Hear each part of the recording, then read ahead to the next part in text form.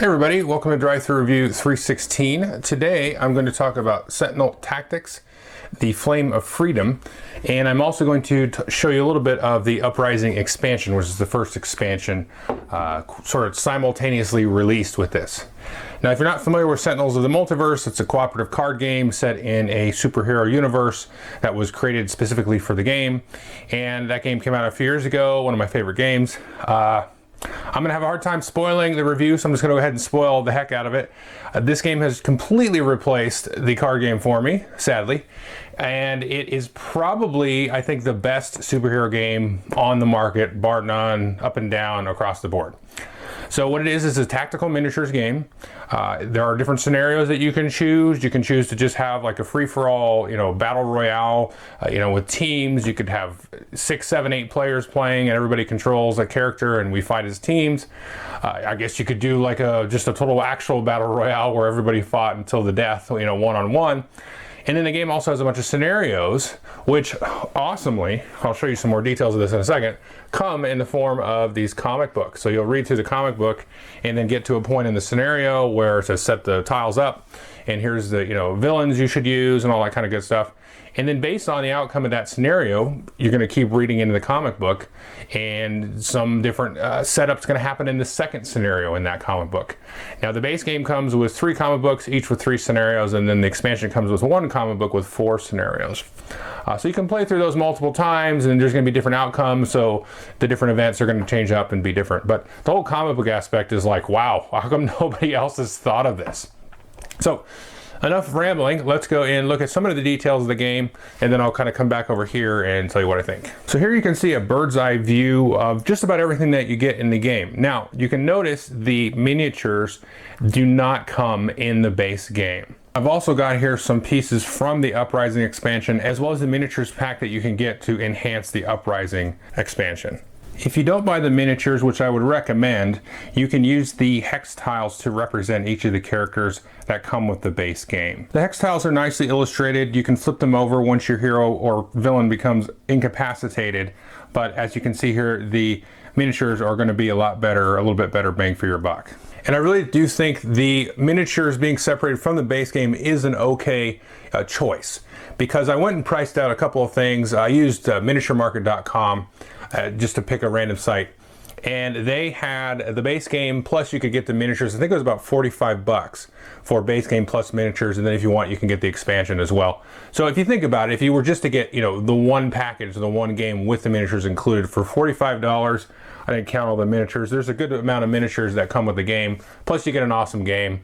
I think that's a fair enough approach, but if you want to take the fiscally conservative approach and just get the hexes, then you can do that as well if miniatures aren't important to you. As I said earlier, you can be a hero, you can be a villain. It doesn't matter if you're doing a scenario or battle royale.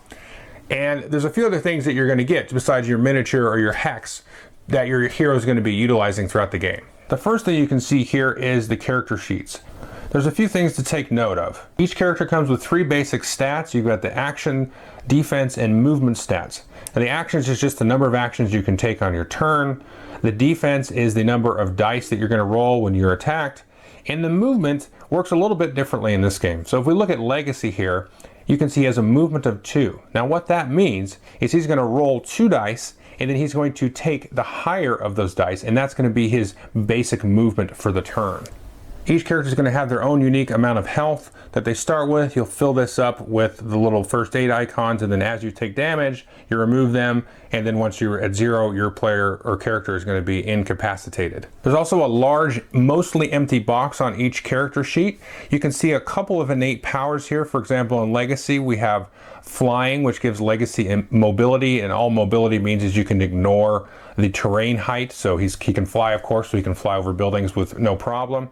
And there's also a basic attack here. You can see this is called Thok. Basically, this is telling us you roll 3 dice, you're going to get probably a hit on a 1, 3, 4, 5, or 6. Now the reason there's so much space here is because this is where you're going to be putting various tokens. You might get defense modifiers, attack modifiers, you may take an action to aim, and so this is where you can store all of those modifiers. Finally, and most importantly, each character is going to come with their own deck of cards. This is really a hand of cards. And every turn you're going to be able to play one of these cards and swap cards out, and this is going to be sort of the active powers that your character has for the turn. Your turn is going to be very simple. I'll show you a little bit more detail here, but basically what you do is you play a card, and then you might have a surge ability either on your cards or on the character sheet, and that sometimes will give you an attack bonus, or you add a defense bonus, or something happens, maybe you lose some health if you're poisoned. And then you go into your action phase, and you get the number of actions depicted on your character sheet, and you move or blast a guy or do whatever. And then you go into what's called the to be continued phase. Again, you roll the number of dice that your movement allowance gives you, and then you choose whatever dice based on how your movement works, so you know how much you're going to be able to move for the next turn. Now, the card play by far is the most interesting part of the game. You can have at most 2 cards in front of you. So on the first turn, you'll play a card. It might be a suit, it might be a special power, it could be sort of a modifier to people that are within range or within your line of sight, and you're going to play that card. In the second turn, you maybe will play a second card. But again, you can only have 2 cards in front of you, so when the third turn comes around, you're going to have the choice to make. You got another cool card in your hand, you know, can I play that? If you play that, you got to pick up one of the cards you played before. And the powers are pretty diverse. I mean, not even just across the characters themselves, but within the hand of cards that you have. So you've got a lot of choice about how things are shaping out in the battlefield, especially when you play the scenarios, depending on, you know, what the scenario objectives are, because it's not just necessarily go and beat up the other guy, although there is a lot of that. So you might have something that gets you around the board quickly to quickly go to a capture point or something along that line. And so you've got to really think about what you want to do, talk with your teammates and see what they want to do, and work that out. But the other cool thing is, like, some of these are one-shot powers. So if you play a card down that is a one-shot power, once you use it, it's somewhat discarded out of your hand. Now, if you get incapacitated in this game, you're not dead. You just got to, you know, recover at the start of your next turn, and then on any one-shot cards that you played, go back into your hand, you'll be able to kind of get those out. But there's usually a little bit of a delay into making those one-shots effective. For example, Baron Blade has one where he will build up his attack strength based on the number of attack and defense modifiers on all of his targets. So you kind of wait for people to sort of build up and absorb a lot of these tokens, and then you hit them with this big old energy blast. So the key point, the takeaway with this is, and it feels funny saying this, the powers are really realistic. You know, you feel like you're building up energy for a huge blast or for a big punch, or, you know, you maybe will have stuff that teleport around the board, or if you're playing a visionary, you've got these little mind spikes and different things, or if you're playing the operative, she has a lot of poison abilities and things that will, you know, hamper your guy. But the thing is the basic system, which I'm going to show you just here in a second, is very simple and very streamlined. And you've got all of this awesome, you know, flavor and individuality and character for all of these superheroes. So let's take a look at some of the basic gameplay, and then I'll come back. So here we can take a look at the player aid. First, you're going to do a power up. Again, that's playing a card, picking up any cards that might be down if you're going to go over 2 cards. Then you do a surge. Here we can see a surge that Ra has. So if he has his Staff of Ra out, every turn he's going to get an attack +1 token. And then you have go time, where you take your actions. Now, everyone has access to 4 basic actions: move, sprint, aim, and dodge. If you move, you're allowed to move up to your movement allowance, and that's, again, whatever you rolled. If you sprint, you can sprint up to 2 hexes and ignore elevation. So how does elevation work? Well, if you take a look here at Baron Blade, he's down here just outside the park, and he's on a hex with 1 dot. So that means he's basically at elevation 1. If he wanted to move to the top of the building, you can see it's going to cost him 1, 2, and then 3, 4 movement, because he's going to go up in elevation from a 1 dot hex to a 3 dot hex. So when you're using a normal move action, that's when you have to consider your movement points. Now when you use a sprint, you can move 2 hexes and just ignore elevation altogether. Now before I forget, I need to mention that all the actions are limited. You can only do them once per turn. So if you move, you can't move again. You can move and sprint, but some actions are actually marked as unlimited. Tachyon, for example, has all of her actions unlimited because she's so fast zooming everywhere. Finally, there's 2 more basic actions, and that's aim and dodge. And all that is taking action to add either an aim token to your player board or a dodge token to your player board. In addition to the basic actions, of course, you're going to have a whole mess of actions either on your player board as an innate power or on one of the cards that you've played down. So your options are going to quickly increase. Now let's talk about attacking. You're going to be doing a whole lot of this.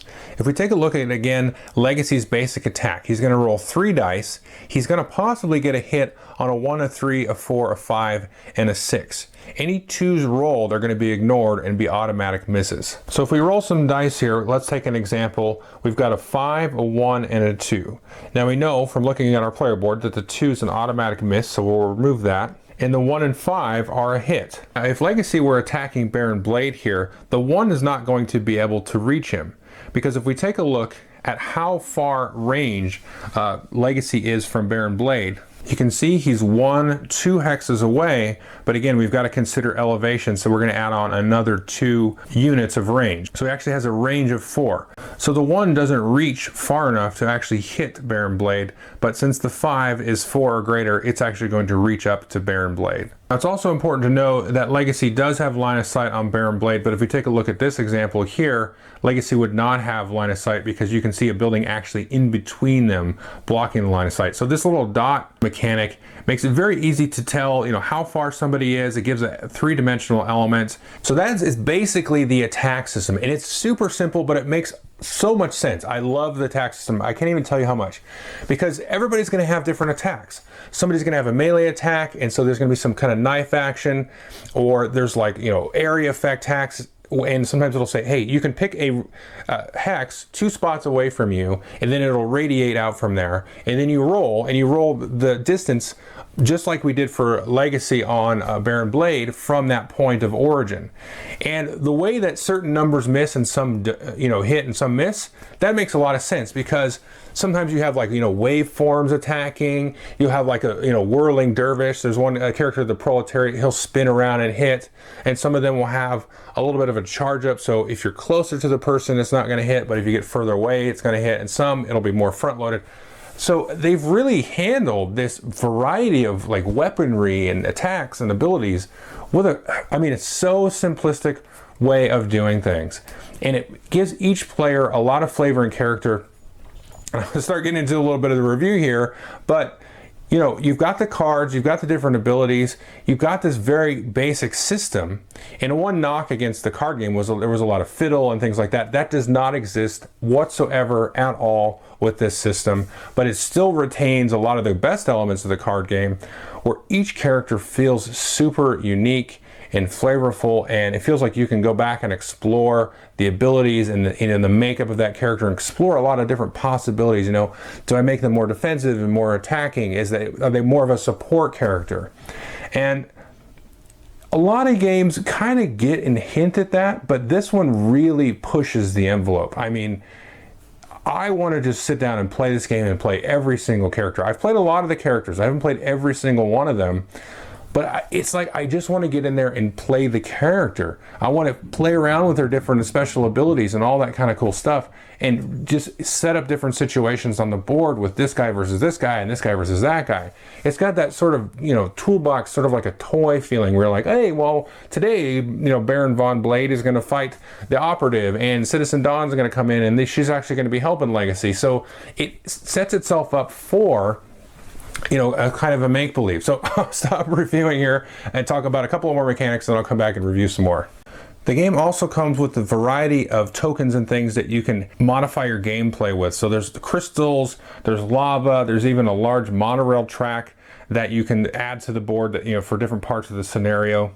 The board itself is actually double-sided, so you have the city on one side, and then you have Insula Primalis, which is kind of like a jungle area, on the other side. A lot of times you'll be adding these little scenario tokens onto the board to signify important spots in the scenario's plot. So there's a lot of flexibility in the game in terms of setting up different scenarios, even creating your own, and really diving into the details of the world itself. Finally, let's just look at one of the comic books. This is the first scenario book that you get. This is The Day Freedom Fell, featuring the long-awaited return of Ra. So you can read a page or two of the comic book and set up your first scenario. Everybody's got a little backstory, and depending on the outcome of that, again, then you go into the second scenario, read some more comic book, and so on. Okay, so that is the gist of the game. As you can see, it's very simple. You play a card, you maybe pick up a card before you play the card, and then you get a surge token or something, and then you take your actions. And the combat is very simple. You get the range, you roll the dice, did these dice count as auto misses? Okay, take them out. And then you count up the spaces and you see what kind of range you've got to the guy, and then he rolls defense and you go from there. And you've got to really consider the terrain, but it's not complex. It's not, a lot of overbearing stuff like most tactical games can be. But the heart of the game, again, is those cards, choosing what you're going to do. And some of the characters, I got to say, in the expansion are crazy. There's Proletariat, who can make clones of himself. There is Unity, and she can create these different bots. Again, she can only have 2 bots at the same time, because when she plays one of their cards, it's going to be one of her little bots. And those do different effects. Some of them can be like a stealth bot, and there's a cryo bot who will freeze people. And again, it's so flavorful, because a lot of times these tactical games, you've got a couple of different kinds of units and stuff like that. And this doesn't do that. I mean, each character is like its own thing, and it's going to play out, differently. Yes, you're going to do a lot of attacking and things, but the way that the teams are going to interact with each other, it's so good. It's so good. It's like the perfect superhero game in a lot of ways. And, I'm sitting here trying to figure out, well, there's got to be a problem with it. There's got to be something wrong with it. And it's really not. I mean, yes, you're rolling dice and all that stuff, but it's meant to be fun. And the powers are supposed to be insane. There's fire, there's ice, there's mental telepathy, there's different crazy combos where somebody can get multiple attack combos in one thing. That's what the game is. It's a superhero game. If you're going to be bothered by the dice, I don't know what's wrong with you. But this is it's super fun, just, not slapstick, but it's got a lot of flavor and just, it's vibrating, with energy. And that's what a superhero game should be. The other thing is people might want to play, hey, I'd rather play this with Wolverine and Batman and stuff. I don't know. I kind of rather would not, because this gives them room to play and, do things that maybe are against the canon, which nobody really knows what the canon would be. If you had Superman, people would probably be overanalyzing all his different abilities and cards. Well, that doesn't make sense. But this is a world that's unique. It's come up through games, so they're able to, do different things and play around with different things. And I got to really say, I've really been thinking a lot about this game in the last couple of days. And the thing that gets to me, I like the mechanics. It's combat, it's simple. The powers make sense. They feel realistic in some ways, for a superhero game. But as you play these characters, you get to kind of know the character themselves. It's not just like a Marine or a unit or somebody that I'm moving around that is sort of faceless. These people are alive. And that, to me, is what the superhero game should be. I don't feel like, oh, here's my strong character, here's my mind character, here's my fast character. Because of the deck of cards that each character has, allows you to sort of tinker with the strategies a little bit. They're not so monotone and linear. You start to feel like, okay, this is Legacy, this is Bunker, this is Wraith. And now it's feel like, oh my gosh, they've created a world now with the game. It's really good. And, I'm trying to express to you through these horrible words and my horrible descriptive language how fun this game really is. And I say, if you're still watching this review at this point, if you didn't like the card game, I would still totally give this one a chance, because I know some folks didn't like the card game, and, it was fiddly, and you're right about that. But the best parts of the card game are those individualities and things that came out through the different characters and the interactions, and it felt alive. It felt like this was, this was happening. These folks were working together. I was mind controlling, your robot or whatever, and all these things. All those little details felt like they made sense. Those stories flowed and everything like that happened. So I think. I don't know what to say. I'm kind of losing my words, and I apologize, but I feel like this really is, there's like a heartbeat here, you know what I'm saying? So take a look at the game, give it a shot. I think the miniatures are reasonably priced. I think you should have the miniatures, you know, because it just adds the three-dimensionality and the liveliness of it. You know, maybe get the game and then get the miniatures if you like the game. So I think it's a great package all around. So that's all I got to say. I just want to keep talking about it, and it's stupid if I do that. So anyway, take care, and please try this game. Thanks.